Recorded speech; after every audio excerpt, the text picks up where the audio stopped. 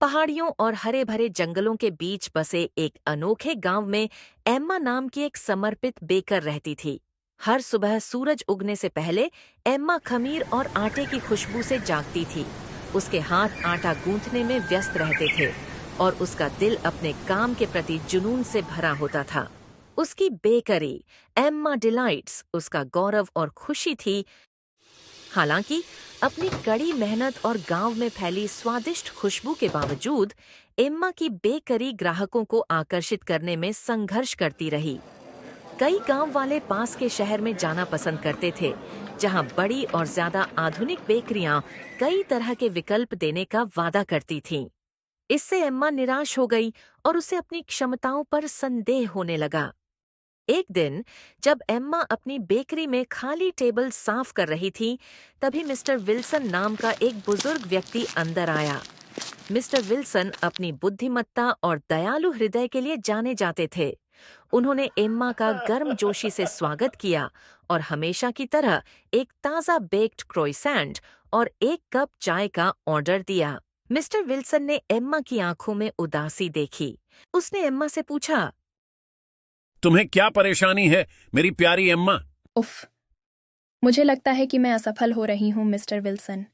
मैं अपने बेकिंग में अपना दिल लगाती हूँ, लेकिन ऐसा लगता है कि कोई भी इसकी सराहना नहीं करता। बेकरी हमेशा खाली रहती है।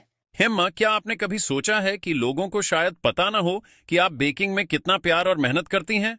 कभी कभी यह सिर्फ उत्पाद के बारे में नहीं होता, बल्कि इसके पीछे की कहानी भी मायने रखती है।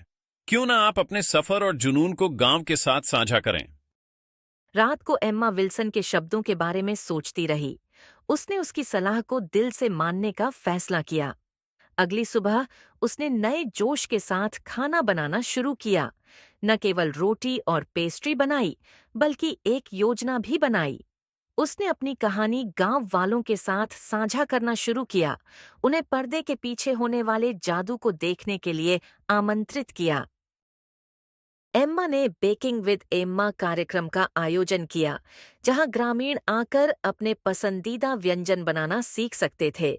उसने अपनी दादी की कहानियां साझा की, जिन्होंने उसे बेकिंग की कला सिखाई थी, और अपनी रचनाओं को अद्वितीय बनाने के लिए उसने जिन विशेष सामग्रियों का उपयोग किया था। ग्रामीण उसके जुनून और हर रोटी और पेस्ट्री में उसके द्वारा डाले गए प्यार से मोहित हो गए। यह बात जल्दी ही फैल गई और जल्द ही एम्मा डिलाइट्स में ऐसे ग्राहकों की भीड़ उमड़ पड़ी जो समर्पण और प्यार से बनाए गए उत्पादों का स्वाद चखने के लिए उत्सुक थे।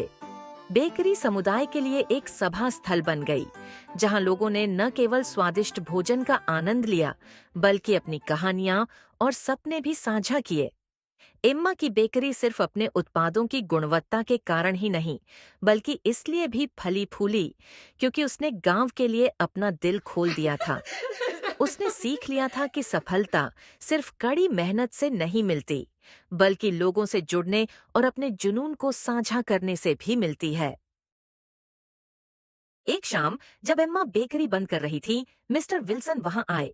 उन्होंने गर्मजोशी से मुस्कुराते हुए कहा, मैं देख रहा हूं कि तुम्हारी आंखों में चमक लौट आई है एम्मा। तुमने हम सभी को समर्पण की खूबसूरती और अपने जुनून को साझा करने की खुशी की याद दिला दी है। धन्यवाद मिस्टर विल्सन। आपके बुद्धिमानी भरे शब्दों के बिना मैं ये नहीं कर पाती। कभी कभी हमें बस एक छोटे से अनुस्मारक की आवश्यकता होती है कि हम जो करते हैं वह मायने रखता है। और इस प्रकार उस छोटे से गांव में एम्मा डिलाइट्स फलती फूलती रही, जो दृढ़ता, जुनून और समुदाय के महत्व की शक्ति का प्रमाण है।